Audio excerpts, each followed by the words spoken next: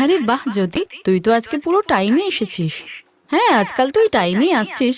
খুব ভালো। হ্যাঁ, আমার কাজটাও টাইম মতো হয়ে যাচ্ছে। হ্যাঁ দিদি, তুমি তো জানো আমার বিয়ে ঠিক হয়ে গেছে। মায়ের শরীরটা ভালো না, তাই তাড়াতাড়ি কাজ সেরে বাড়ি চলে যাই। তারপর বাবার জন্য রুটি তরকারিও বানাতে হয়।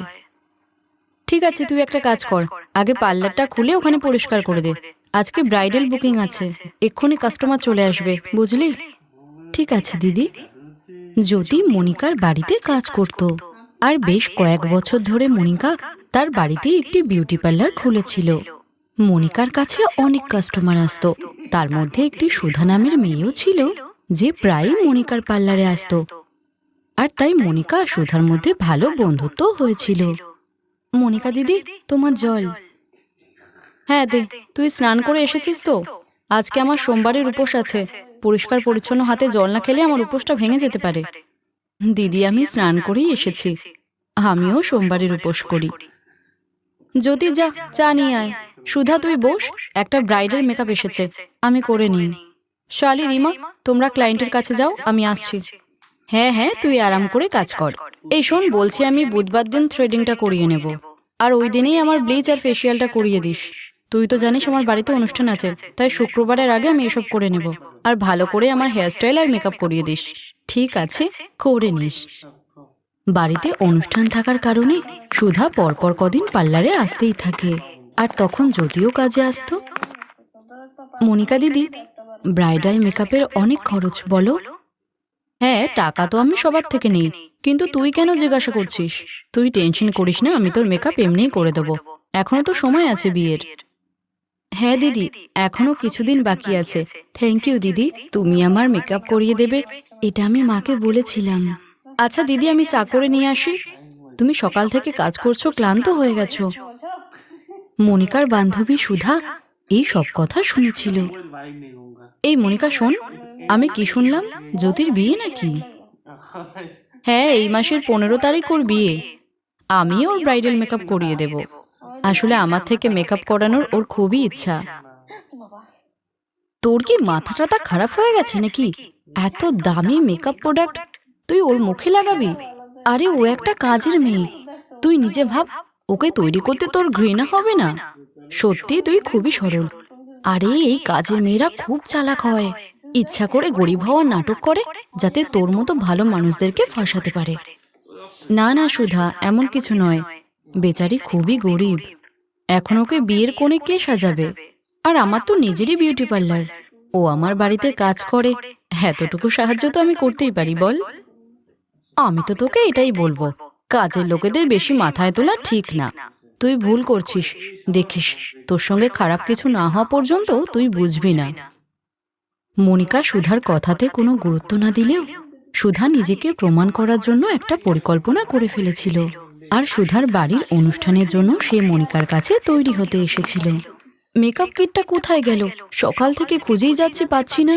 ওর ভিতরেই তো সব মেকআপের প্রোডাক্ট রয়েছে। কি হলো মনিকা, আমার হেয়ারস্টাইল আর মেকআপটা তাড়াতাড়ি করা, আমি বেরোবো তো। ফাংশনে যাব, আমার হাজবেন্ড ওয়েট করছে। যদি আমি জানতাম তোর মেকআপ কিট হারিয়ে গেছে, আমি আসতামই না।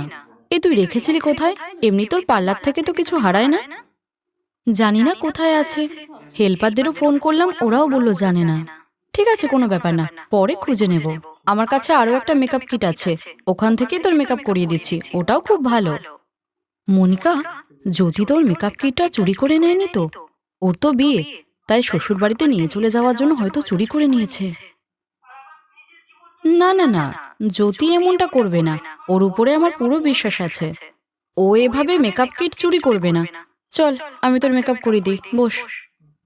মনিকা যখন সুধার মেকআপ করাচ্ছিল, তখন সুধা মনিকাকে বলল, মনিকা, আমি একটু ওয়াশরুমে যাব, আমি আসার পর তুই আমার হেয়ারস্টাইলটা করে দিস, হ্যাঁ?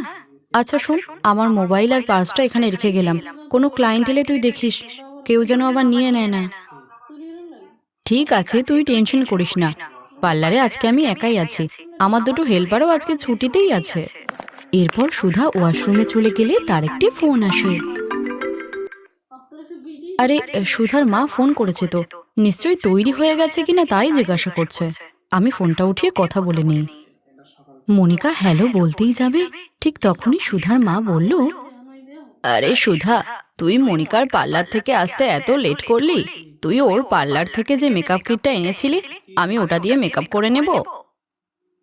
নমস্কার আন্টি, আমি মনিকা বলছি। সুধা একটু ওয়াশরুমে গেছে।